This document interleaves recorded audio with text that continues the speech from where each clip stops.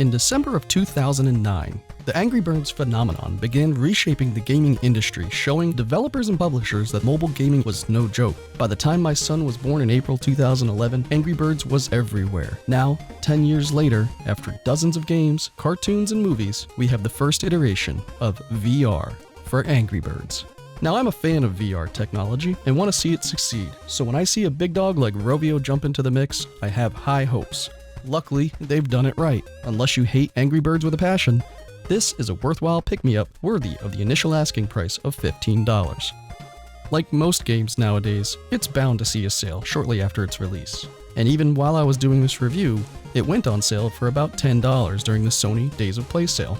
The graphics are crisp, the tracking is great, and if you've used the Move controllers before, the learning curve is minimal. I love the ease of pulling back the slingshot using a real-life motion and firing it at the pigs. The destruction is fun to watch.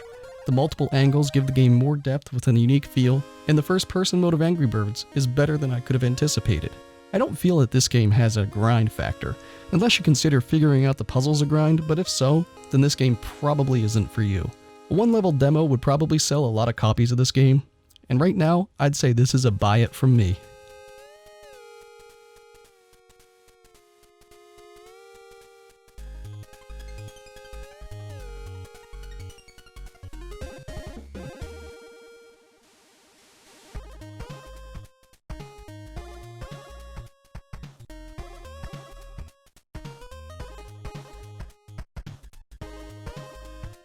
With a final score of 88, Angry Birds VR is a buy from us. Now, our advice? Don't buy this game if you don't even have a PSVR, obviously, or if you aren't a fan of the Angry Birds puzzle-style level-based video game. Hold off on this one. It's a VR game, and it's straight up Angry Birds in first person. Now, wait to buy it if you feel that $15 is too much for a casual party game. Wait to grab it on sale or something for maybe $10 or less. At that price, I don't think you'll be disappointed.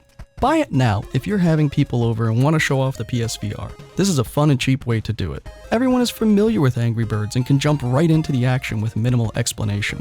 Now, if you really like the Angry Birds franchise and you find yourself going back to beat your high scores, or if you like showing off the PSVR when people come over, this game has lots of replayability. We could consider that a lifetime game if you see yourself going back to this over and over. In the end, Angry Birds VR is a low-cost, fun game, and we definitely recommend it.